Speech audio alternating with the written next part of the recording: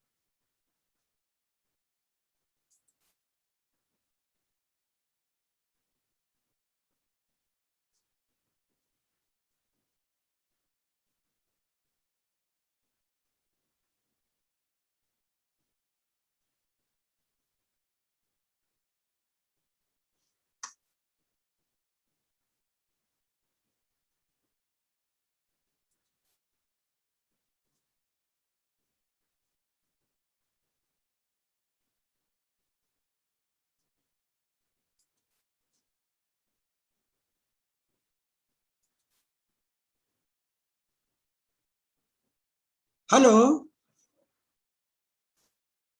Hello.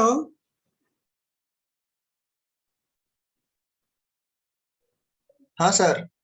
हाँ चंदन, ये आज लिंक नहीं हो पा रहे हैं बच्चे क्या? क्या पता सर, कोई ज्वाइन नहीं हो रहा है बोल रहे, देख रहे हैं। मैं भेज रहा हूँ सर लिंक उनको एक बार। हाँ हाँ, ये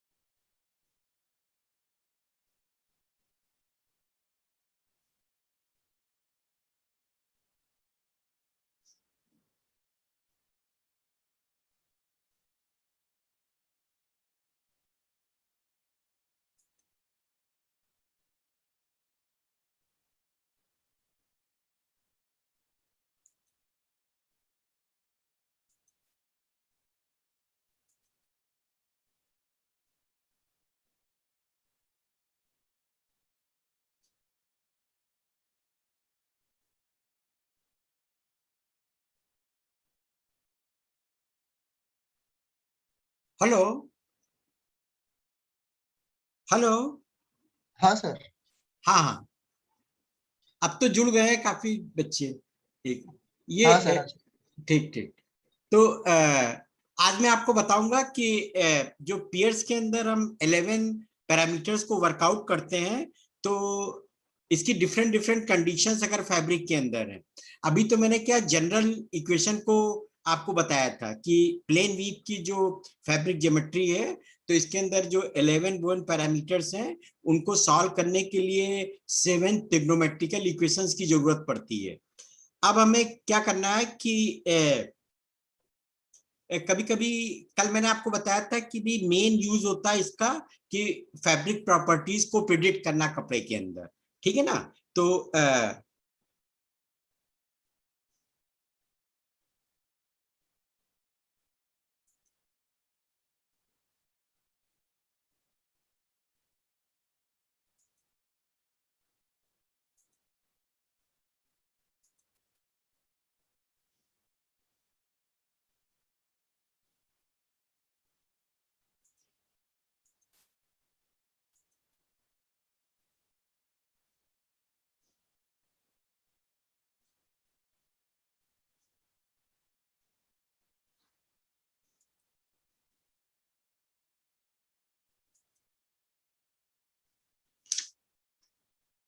हाँ दिव्यांशु। हाँ सर। हाँ, कुछ बच्चे तो जुड़ गए हैं वैसे। ये आज वो क्या है कि वो मीटिंग कोई मतलब वो कैंसिल किया था ना, तो उस वजह से प्रॉब्लम हो रही लग रहा है कुछ। हाँ सर, बहुत सारे बच्चे नहीं जुड़ पा रहे सर। तो इसमें तो मैं कर इनवाइट तो कर दिया है मैंने सबको, हाँ। है ना। तो हाँ इसमें वैसे क्या करना पड़ता है वैसे? सर, इसके अंदर वो एक ही बच्चे के लिए पूछता है, हाँ हाँ हाँ। तो वहाँ पे आपको अलाउ डिसअलाउ जो भी आता है वो करना पड़ता है। अच्छा अच्छा अच्छा। नहीं, सबको अलाउ करना हो तो क्या करना पड़ेगा? सबका एक साथ नहीं होता सर। अच्छा अच्छा। और आप ये जो अभी आप जिस ग्रुप में डाला ना सर, हाँ हाँ लिंक हाँ हाँ टीटी ऑफिशियल वाले में अपने में, हाँ हाँ। इसमें सर बहुत सारे बच्चे कह रहे हैं कि उनके नहीं हो रहा है, नहीं हो रहा है। अच्छा अच्छा अच्छा अच्छा। मैं अभी तो खैर लेक्चर शुरू कर देता हूँ, फिर मैं दोबारा ले लूंगा इसको, ठीक है ना। ठीक है। हाँ, वो कोई प्रॉब्लम, एक minute.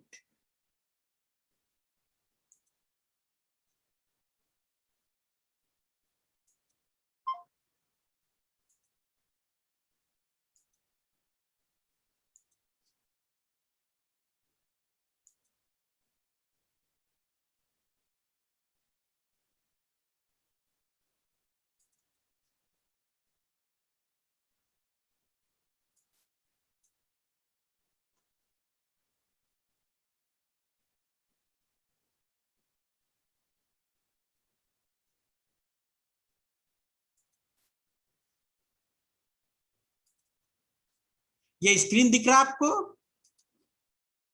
Hello?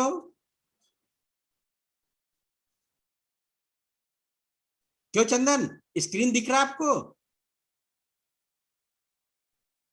Hello? Yes sir, दिख रहा है। ठीक ठीक। तो आज मैं आपको बताऊंगा कि मतलब आपका ये आपका 11 bone parameters when warp is state, ठीक है ना। कल मैंने आपको सब कंडीशंस के बारे में बता दिया था। Warp is state, wept is state, warp is jamming, फिर हमने कॉर फैक्टर की वैल्यू आपको निकालना बताया था। तो धीरे धीरे करके मैं एक्सप्लेन करूंगा अभी, है ना। तो today I am taking the when,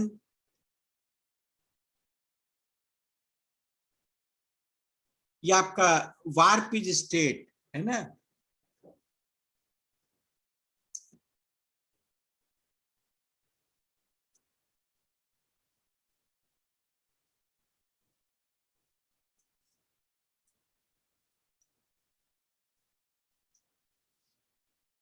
तो इसमें जो आपका फिगर बनेगा, तो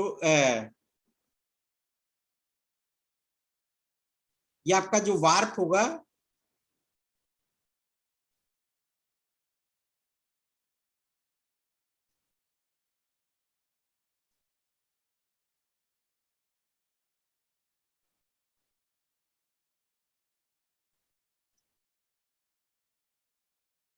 ये स्टेट है और ये आपका वेफ्ट होगा,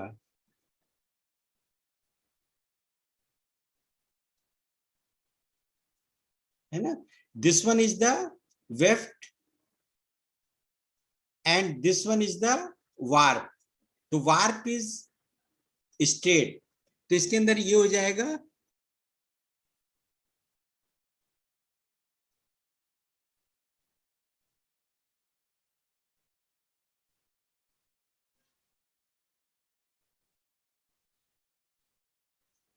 तो आप इसके अंदर देखेंगे जो अगर ये आपका वार्प है तो ये वैल्यू कहलाती है आपकी L1,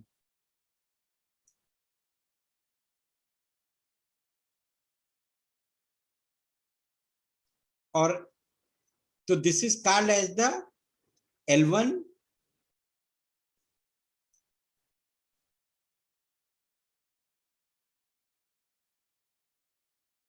और ये कहलाती है आपकी वैल्यू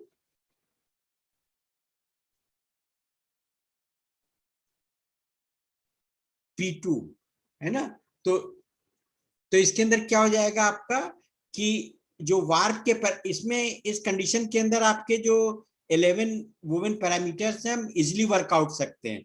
जैसे आपका P2 बराबर हो जाएगा आपका L1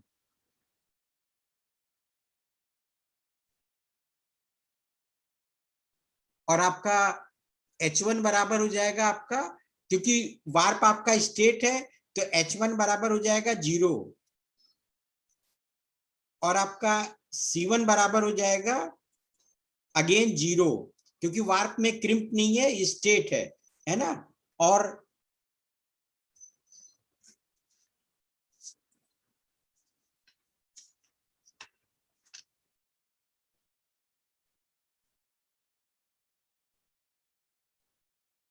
आपका ये L1 निकल आया, H1 निकल आया, θ1 निकल आया, ठीक है ना। तो और ये आपका θ1 विल बी अगेन 0।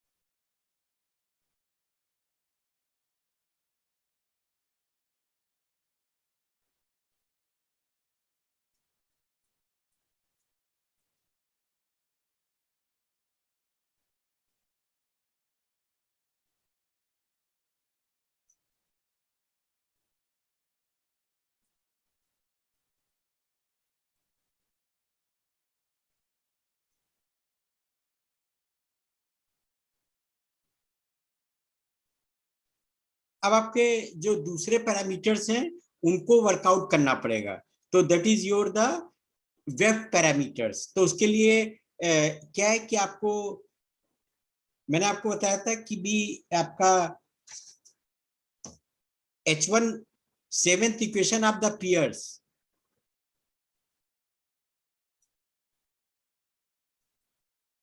ये सेवेंथ इक्वेशन ऑफ पियर्स है,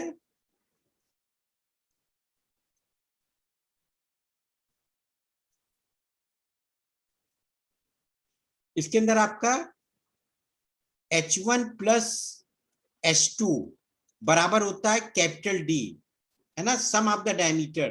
तो H1 बराबर है आपका 0, तो H ये दिस इज 0 और H2 बराबर हो जाएगा आपका कैपिटल D, तो H2 बराबर हो जाएगा आपका ये कैपिटल D, ठीक है ना। तो इस तरीके से आप H2 की वैल्यू आप निकाल सकते हैं, ठीक है ना। तो ये तो हो जाएंगे वार्प के पैरामीटर्स, और वेफ्ट के पैरामीटर्स आपके हो जाएंगे ये H2 बराबर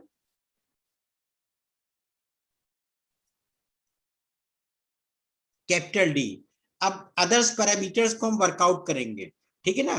तो अदर्स पैरामीटर निकालने के लिए मैंने आपको बताया था कि सेकेंड इक्वेशन ऑफ द जो आपकी पियर्स है, तो H2 बराबर हो जाता है आपका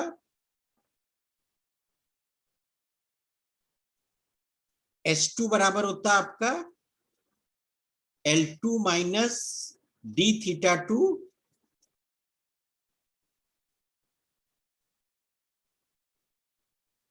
sign theta 2 plus D into 1 minus cos theta 2। तो अब H2 is equal to capital D, तो ये बराबर हो जाएगा आपका कैपिटल डी बराबर हो जाएगा L2 minus D theta 2 sine theta 2 plus D into 1 minus cos theta 2। ठीक है, now you divide the whole equation by D, तो ये हो जाएगा आपका 1 बराबर हो जाएगा L2 बाई डी माइनस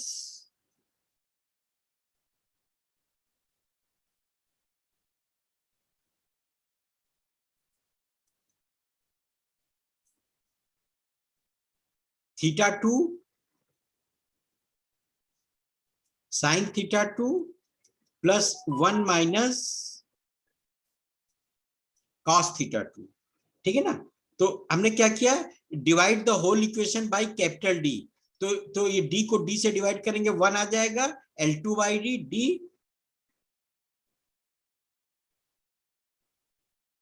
तो इसके अंदर आप जाएगा 1 बराबर आ जाएगा आपका L2 बाई डी माइनस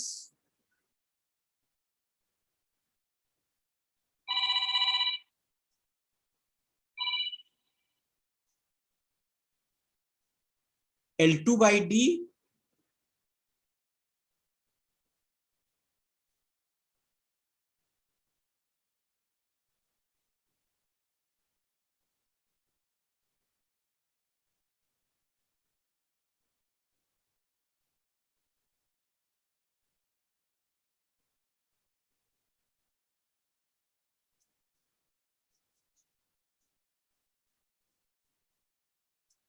तो ये इक्वेशन आपकी आ जाएगी, आपका 1 बराबर हो जाएगा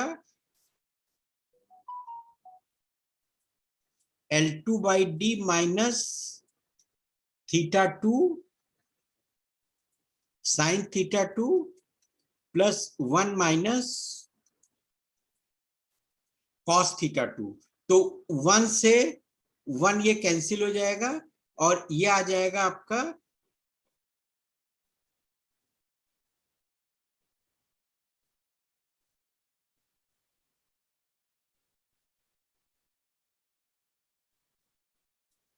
कॉस थीटा 2 बराबर आ जाएगा L2 by D sign theta 2 minus theta 2 into sine theta 2। ठीक है ना, तो अब आप साइन थीटा से आप डिवाइड कर दें होल इक्वेशन को, डिवाइड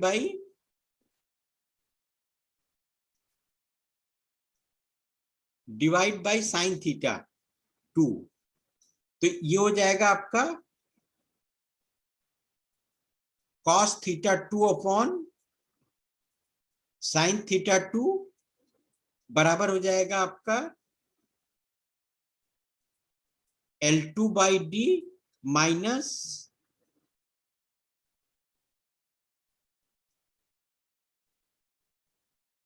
थीटा 2, और we can write as a L2 by D बराबर हो जाएगा आपका थीटा 2 प्लस कॉस थीटा 2 बटे साइन थीटा 2 बराबर होता है आपका कॉट थीटा 2।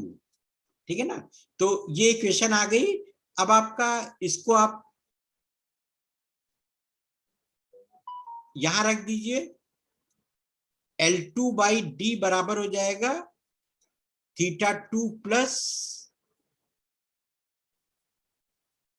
cot θ2, ठीक है ना।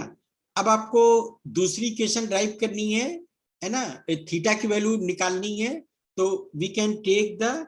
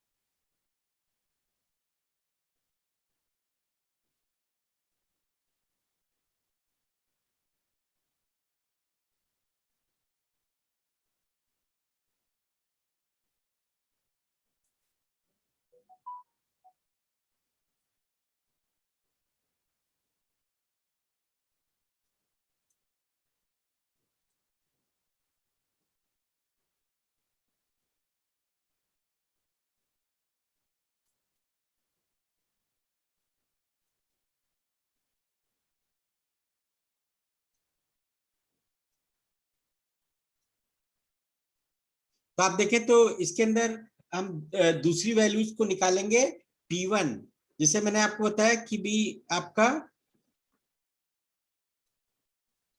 P1 बराबर हो जाएगा L2 minus d θ2 cos θ2 plus d into sin θ2, ठीक है ना। तो इसको अगर आप d से डिवाइड कर दे, डिवाइड बाई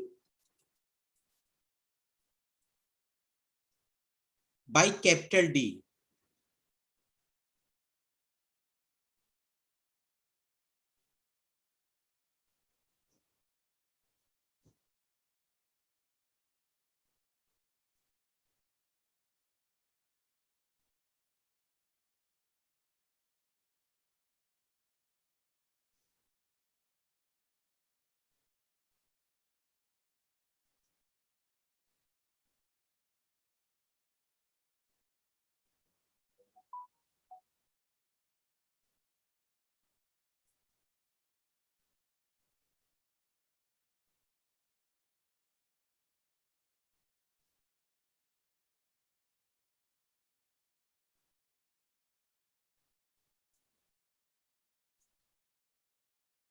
तो डिवाइड बाई कैपिटल D, तो ये हो जाएगा आपका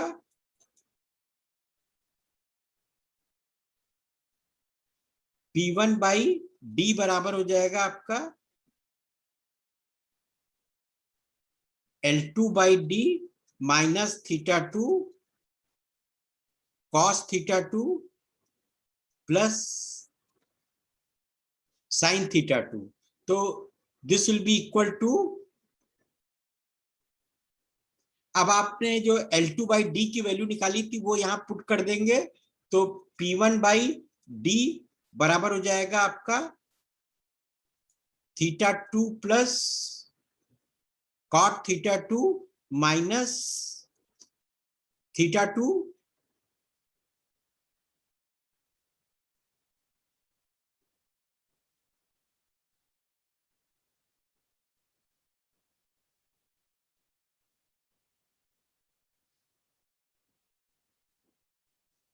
इंटू cos θ2 प्लस sin θ2। तो ये बराबर हो जाएगा आपका θ2 कैंसिल हो जाएगा, और ये आ जाएगा cos θ2 upon sin θ2 plus sin θ2। तो ये बराबर हो जाएगा आपका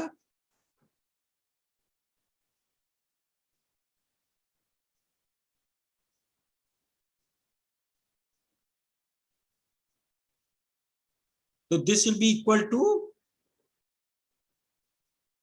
cos square theta 2 plus sin square theta 2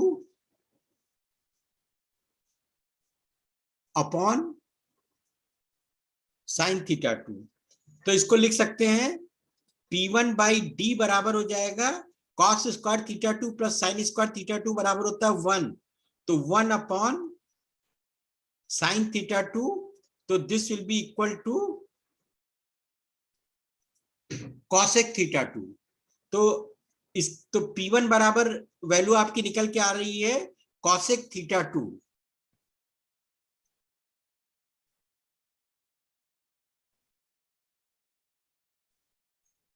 तो P1 बाई डी बराबर हो जाएगा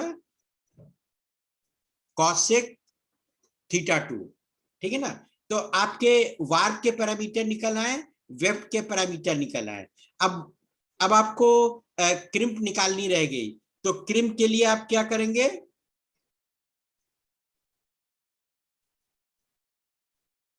ये आपका C2 बराबर हो जाएगा weft crimp L2 minus P1 upon P1, या हम इसको लिख सकते हैं, हम D से डिवाइड कर देंगे L2 by D P1 by D minus 1। और आपको मालूम होना चाहिए कि भी L2 बाई डी बराबर है theta 2 plus cot theta 2 upon P1 by D बराबर है कॉसेक थीटा 2 माइनस 1। तो ये बराबर हो जाएगा आपका theta 2 plus cos theta 2 upon sine theta 2 upon 1 minus sine theta 2 minus 1। तो ये बराबर हो जाएगा आपका theta 2 sine theta 2 plus cos theta 2 बटे sine theta 2 into sine theta 2 upon 1 minus 1। ये साइन थीटा 2 कैंसिल हो जाएगा and this will come out to be the theta 2 sine theta 2 plus cos theta 2 minus 1। तो ये हो जाएगी value आपकी C2 की वैल्यू। तो C2 बराबर हो जाएगा आपका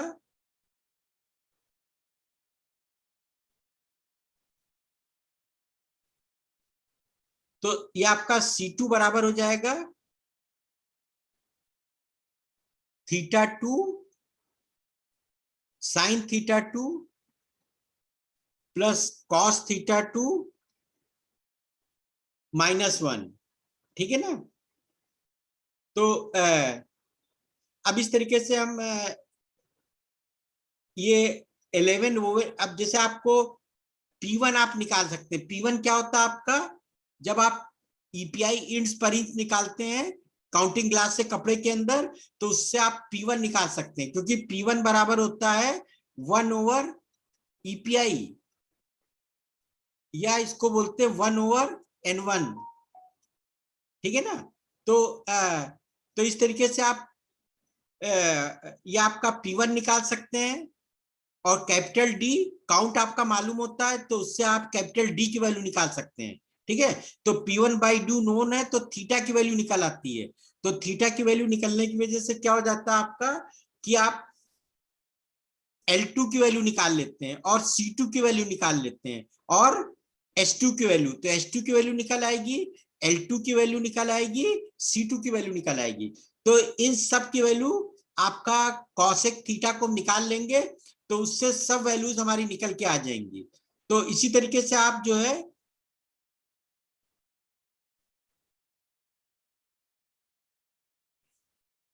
अगर आपका ये 11 पैरामीटर आप निकाल सकते हैं जब आपका वार्प आपका स्ट्रेट है। जैसे कभी कभी कपड़ा हम बनाते हैं तो उसके अंदर क्या हो जाता है कि जो वार्प होता है वो स्टील वायर ले लेते हैं, बहुत ही पतला धागा होता है, उसको हम यूज करते हैं। जैसे आपके जो एडवांस फैब्रिक्स वगैरह होते हैं जैसे, तो उसके अंदर हम वायर का यूज करते हैं, तो वायर आपका स्ट्रेट होता है वार्प, तो वेफ्ट हमारा जो होता है तो उसकी वैल्यूज हम इस इक्वेशन से निकाल लेते हैं। दूसरा होता है आपका when weft is straight,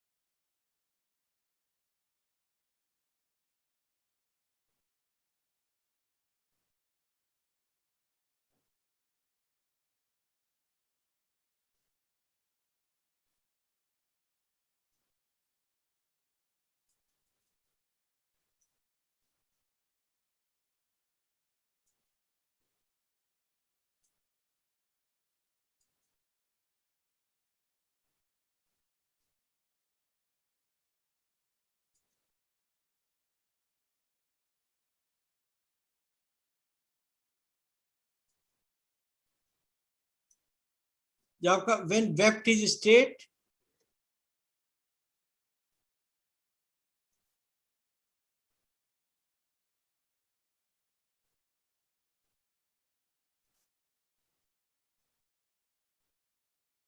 तो इस केस के अंदर अब यू कैन इनवाइट, ये आपका वेफ्ट हो जाएगा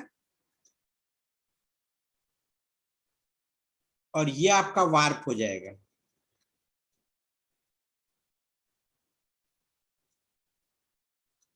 तो ये आपका इस केस के अंदर आपका जो वेफ्ट के पैरामीटर्स हैं, तो आपका ये आपका हो जाएगा आपका वेफ्ट और ये हो जाएगा आपका वार्प।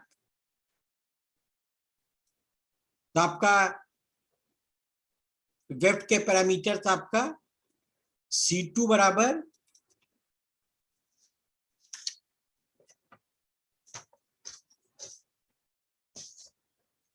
C2 बराबर 0, θ2 बराबर 0, S2 बराबर 0, है ना, और ये वैल्यू हो जाएगी आपकी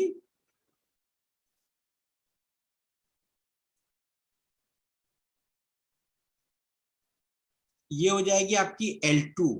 तो L2 बराबर हो जाएगा आपका P1 के बराबर। तो L2 will be equal to P1। ऐसे ही आप जैसे आपने वार्प के पैरामीटर निकाल लेते हैं, तो वैसे इसके अंदर भी आप निकाल सकते हैं। तो वार्प के हो जाएंगे आपका C1 बराबर θ2 sin θ2 प्लस cos θ2 -1, और P2 बराबर हो जाएगा आपका d cosec θ1 और L1 बाई डी बराबर हो जाएगा आपका θ1 प्लस cot θ1।